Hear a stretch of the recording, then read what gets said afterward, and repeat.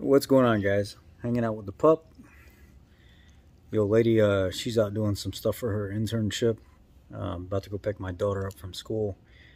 Still recovering from hernia surgery. We're on day 6. Feel pretty good. I mean, not bad at all. It's the healing's going well.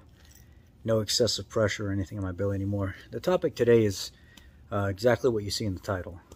Pros and cons of mobile mechanicing, independent shop, and dealership. We'll just lump it all together. And this video is enticed by our friend Semperfi Mechanic, our marine mechanic. That's he's actually going through some issues right now with a customer, a lawsuit that he's having to deal with, where he made the customer sign documentation stating that if the job isn't done correctly, there's no warranty.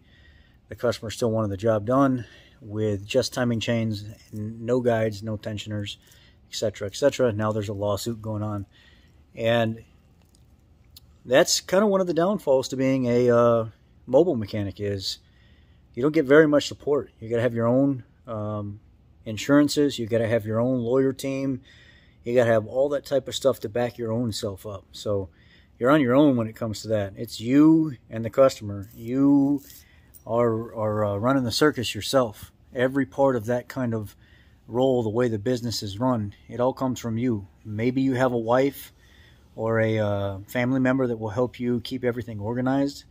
So you don't get a secretary. You don't. There's no manager. There's no nothing. You are everything, and it's all laid upon you.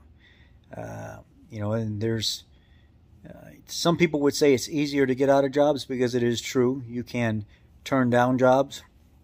But as a mobile mechanic, when you're first starting your business, you don't want to turn down a lot of jobs. You specifically want a little bit more of the easier jobs so you can start to build yourself up. You don't need a lot of money to start. You just need some decent tools. You can shop around at estate sales and get name brand tools from estate sales dirt cheap. I remember when I was younger, I would go to estate sales and I would get like brand new looking Snap-on tools and Matco tools and Mac tools and stuff like that, just going through these old farmers estate sales out in the country, and just people's family members die and they sell everything off, and you're getting a whole box of brand new like looking sockets and extensions and ratchets and air guns and stuff for $50, and then you look into how much that stuff cost and you just bought $1,000 worth of tools for $50 or less. So there's always ways to do that. There's nothing wrong with Cobalt tools or Harbor Freight Icon tools or something like that. They'll actually get the job done. You don't need name brand stuff. So there's a huge benefit to being a mobile mechanic as well. You call the shots. You set your hours. You set up your schedule. You get to say yes and no, not anybody else. There's not a lot of overhead. And one of the things that you may run into is you may run into somebody that wants to sue you or cause a grief in your life, leave you bad reviews or something like that. As a mobile mechanic, word of mouth means a lot. You don't got some big dealership with a big sign out, somebody advertising for you on the radio and stuff like that. You are your advertisement until you get big enough to maybe where you can pay for some of that stuff. But it's a decent life. It can be a very rewarding life. I did side work, mobile mechanicing back in the day, and I loved it because I got to meet all kinds of different people. I got to fire the customer if I wanted to fire the customer without anybody else being involved in my business, and I got to say yes and no when I wanted to. But eventually, I kind of got tired of that. I was tired of being out in the cold and the rain and stuff all the time. I remember as a mobile mechanic getting called out to a Cinema 6 theater, and it was negative 40 degrees outside. We had that big Arctic freeze coming through, and I literally had to build an A-frame tent out of 2x4s and heavy-duty tarps and put a small torpedo heater inside with a generator outside of it just so I could change the starter on a Mazda minivan that's tucked on the top side of the motor around the back with the whole driver's side of the motor, like all the accessories and stuff that were there, all had to come apart so I can get the starter out. It was a day of hell. It was about an hour and a half job that ended up taking me about 5 hours because of how cold it was. And after so many instances like that, I making stupid calls to where I was literally pulling people's fuel tanks out on the side of the highway. I put fuel pumps in. I did a Dodge Ram on the side of 294 on the inside lane, as dangerous could be, with nothing but jack stands and a jack, and dropped the tank down on my chest and slid the tank off my chest right there on the side of the highway, put a fuel pump and stuff in, drug it back over the top of my chest, crushing me almost, and then bench pressing the tank back up into the bottom of the vehicle while the customer helped me start the bolts. Yeah, it can be a dangerous job sometimes. You have the ability to say yes and say no, but there's sometimes where you're strapped for cash and you want to say yes to everything, and sometimes you just need to realize it ain't worth it. Now, there's some pros and cons about being a mobile mechanic that I just gave you. What are some pros and cons of working in an independent shop? Well, working in an independent shop, there's room for training and stuff like that the independent shop may put you through, depending on how big they are. But there's not a lot of independent shops that want to pay thousands of dollars to send a technician to school for a week, or 4 or 5 days or something like that, and then give you a vehicle and stuff to go along with it. So that's a downfall. Depending on the size of the shop and what they specialize in, it's a lot of times where you're going to have to learn on your feet running. And hopefully there's enough master techs around or experienced techs around to where they want to help you. Hopefully I worked at several independent shops and I absolutely hated it. One of the independent shops I worked for, the guy was a crook. He owned 4 different small independent shops, and he was stealing money from the technicians. They would always complain about, when you wanted to work on your own personal vehicle on your day off, there was never any room because the shop was always full. So you were always doing it somewhere else because the shop was never big enough. So there was no benefit there. The pro was you got to see a lot of vehicles coming in from different makes, models, manufacturers, and stuff like that. So you got to learn a bunch of stuff, but you never really had time to specialize in anything because you were always moving from one vehicle to the next. One day I'm working on a Duramax in a damn small school bus, which is a disaster, and the next day I'm pulling injectors, or not injectors, but glow plugs on a 7.3 Power Stroke, and the next day I'm pulling a transmission out of a Dodge minivan, and I'm like, lost. You're not specializing in anything, but yet you're experiencing everything. So there's some pros to it in the experience field, but a lot of times if it's not a bigger, well-established independent shop, you're not offered insurance. You're not offered the top-tier pay. A lot of independent shops don't offer tool stipends and stuff like that if you're buying your own tools. A lot of the independent shops don't have the newest, up-to-date, latest technology when it comes to tools and scanners and stuff like that. That's all dependent on the type of shop, how long they've been around, how big they are, how much money they have invested, and the owner of the establishment. So independent shops can be good as well, but again, I've had bad taste in my mouth because of that. There's some guys that love it. Me, I didn't care for it. And then the manufacturers or the dealership side where I'm at now. The training is phenomenal. You've got a lot of online-based training where you can learn about new vehicles, new modules, new technology, how everything communicates and talks. The medical is phenomenal compared to anything that I've had before. I have a platinum plan with United Health, and I make base pay is $40 an hour up. So there's always the potential to make more. So all the senior master techs make $40 an hour plus. Didn't even come close to that in a independent shop. And the work, it can get slow sometimes, but it's kind of always there. The insurance policy with a dealership is much better. The level of education and stuff that the technicians get where they get sent off to manufacturer-specific training on brand new vehicles it's superb compared to anywhere else. Independent shops aren't going to see the recalls, the service messages, the customer service campaigns and stuff unless they're watching a channel like mine where I talk about that stuff to keep them informed if they're not working at the dealer every single day, if they're not experiencing these things every single day. As where if something outside of a Ford or a Lincoln comes into the dealership and I haven't seen it before, I'm oftentimes having to go to AllData or call one of my independent shop buddies to try to figure out how something is supposed to be done. Or maybe I'll research it enough on my own and I'll figure out my own way to get it done. Recently had a Jeep Patriot come in, and it's like a 4.5-hour job to change the crank sensor with a PTU. I came up with my own method of taking the lower engine cover off of it, reaching my hand up behind the block by the passenger side CV axle, and then laying my arm across the back of the block, and you can just reach the bolts where the protective cover comes down underneath the PTU. Get a little ratcheting wrench, pull the bolts out, fold the cover back. Crank sensor sits right underneath it. Get a little ratcheting 10 mil, ratchet that out with just your fingertips. You could barely touch it. Pull that out. and then wiggle the crank sensor right out and pull your hand back out carefully on a cold engine. I specify cold engine because you don't want to burn yourself. And you have to explain to the customer, yeah, I can do this cheap. You have to let the engine cool off, or else I'm going to charge you the 4.5 hours and I got to pull the PTU and everything out of this thing. It's going to be a big job. And put the new sensor in, connect it, put your bolt back in, put everything back.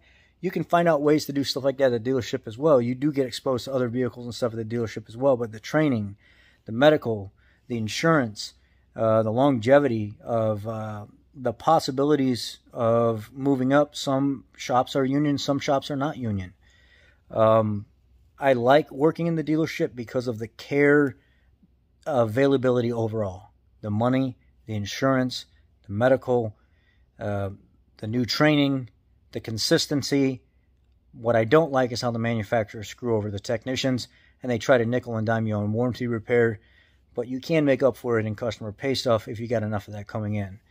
And if you know how to whip that pen on the paper, you can really take care of the warranty people to where they are paying pretty good. Not quite the same as customer pay because they try to skimp on everything. So I had to pick one of the three as the best fit for somebody just starting out. I would say going to a dealership is the best fit. It's the most stable. It's where you're taken care of the most. And there's more opportunity for training and paid for training because the manufacturer requests that the technicians do get trained, so it has to happen. There's no option. And all the latest and greatest updated tools, specialty tools for Ford and Lincoln and stuff we typically get, sometimes even forced on the dealership to have to work on those vehicles under warranty. A lot of the independent shops in the area come to us to borrow our tools and stuff so they can do jobs because their owners don't buy them the $3,000, $4,000, $5,000 kits that it takes to work on a 6.7 or a 6.4 or a 6.0. And we do loan out those tools because we use their help as well when we need them. So out of the three, as somebody new starting out, trying to get your feet wet, trying to get into the field and get active and stuff, I recommend starting at a dealership. Get some experience, get rolling and stuff like that. An independent shop for a young guy can be kind of hard because you're going to get, you know, our lube techs and our semi-skills make between $16 and $21 an hour. And then once you get up past semi-skill, you move up to about $35 to $40 an hour. Past semi-skill at our shop, you're at the top tier because we're all master techs anyway, and that's $40 an hour for us. So where, you know, there may be an incentive at some other places pay-wise or healthcare-wise, our shop is pretty good. Our guys are taken care of. I can't say all dealerships are like that, but we are. Independent-wise, I have a buddy right now that's working at a pretty big 22 bay independent shop. Front and back is like 11 in the front, 11 in the back. And he makes $33 an hour. That's his top pay for that shop. I make $40 an hour for the same senior master level work. But I work at a dealership. Independent shops used to be where you can get a car in for $100, $110 an hour. Now a lot of the independent shops have went up to $125, $135 an hour. And dealerships are up to $150, $160 an hour. There are some independent shops that are just as high. So the most profit can be made. The most profit can be made as a mobile technician, though. Because say I'm doing a timing job. Normally a job will be a $1,700 job, $2,000 job at a dealership on just a 2010 Lincoln MKZ.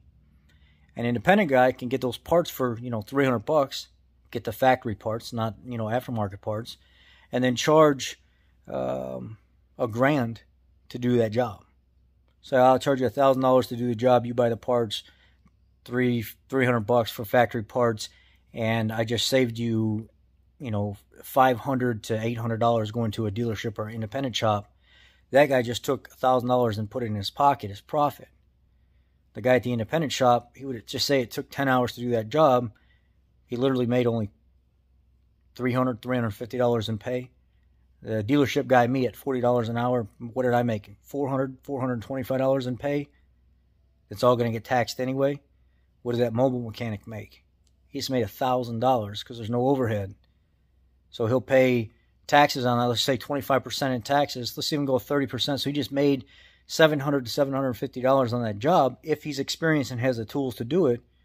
And he made, on average, $250 to $300 more on that job than the dealership or independent shop did paying full price for that job. So as you get experience and you become more knowledgeable, more comfortable, and you gain enough tools in the long run, maybe it's time to start thinking about doing more mobile or more on your own type stuff. You can really start putting some money away. You really start making some profit. But when you're working for somebody else, they have overhead. They have supplies. They have utilities. All that stuff has to be paid for. Just all kinds of, it all comes down to how you want to live it, how you want to make it, how you want to run. But I think a guy starting out, or a guy that doesn't want to own his own business, if you want more stability and specializing in something and having access to all the manufacturer training, a dealership would be the way to go. If you want to see a volume of stuff, still get the experience, still get that senior master level and be able to work on all kinds of stuff, but yet really don't care about specializing in anything unless you're at like a specialized independent Honda shop, Mercedes shop, Toyota shop, whatever it is. You're just at a regular independent shop, you're never really going to specialize in anything. You're just going to be an independent senior master tech. You're still going to have a lot of questions on things where you'll be able to answer questions other people won't, because you've seen so much. You'll still have a lot of questions in certain areas if you haven't seen it yet. Like me, independent guys get a hold of me all the time. What was the torque spec on this, and how do you do that, and what do you have to do to get this? No, you don't have to drop the whole subframe out of that vehicle. You can just loosen the bolts in the front, drop the ones in the back, and pry the subframe down a little bit, put a 2x4 on each side, and slide the rack right out of there in that vehicle. Oh, I didn't know that. Thanks, I appreciate that. I was ready to pull the whole subframe out. Well, as a dealer tech, you learn those things. You see it enough and you do it enough, you learn it. So those are pros and cons of independent dealership mobile mechanic. I want to thank Semper Fi Mechanic for enticing this video and giving me the opportunity to give him a shout out, yet voice what I feel at the same time, which what I feel doesn't necessarily mean everybody's going to feel the same way. There's a lot of independent guys that would disagree with me on my assessment here, and there's a lot of them that would agree with me. If you find the right dealership, it could be dynamite. A lot of independent guys leave as dealership technicians because they hate dealing with the manufacturer BS of skimping on paying the technicians. It's always been a battle. Y'all be blessed. Take care. And let me know what you think in the comment section. Let me know what you prefer and what your experiences has been. By far, the best money can be made as a mobile mechanic because there's less overhead. You get to charge your own prices. And you don't have somebody else taking money out of your pocket. But it's not always the safest. It's not always the most reliable when it comes to tools and access to things to get the job done. That's why you can pick and choose your jobs. Anyhow, take care. Until next time, be blessed.